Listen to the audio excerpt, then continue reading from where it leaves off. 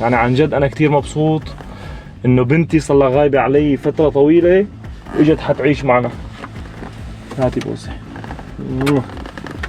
سلمي على خالتك كريستيانا. هي خالتك مرت ابوكي، سلمي عليها. شو؟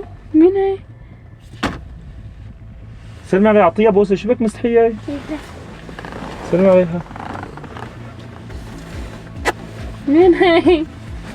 عشان تتأهل. هي خالتك مرت ابوكي، تحترميها بمقام امك، شو ما بتقلك بتساوي. انت حتعيشي معنا هلا حبيبتي، حيكلك يعني انه انت عايشه مع ابوكي، ما تخافي من شيء. شو؟ تضحك علي هلا؟ شو عم بضحك عليك؟